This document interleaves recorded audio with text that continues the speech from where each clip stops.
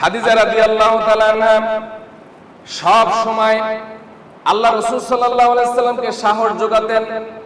বাহিরে কোনো বিষয়ে কষ্ট পেতেন, কষ্ট পাওয়ার পরে যখন ঘরে ফিরে আসতেন, তখন খাদিজা রাদিয়াল্লাহু তাআলা আনহার সাথে যখন সাক্ষাৎ হতো, তখন রাসূল বাহিরের সমস্ত কষ্ট এবং যন্ত্রণার কথা ভুলে যেতেন।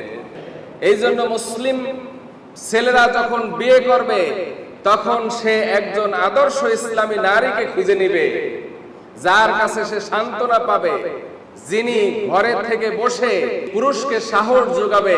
এরকম একটা স্ত্রী সকল মুসলমানদের যুবকদের ঘরে দরকার আছে না নাই?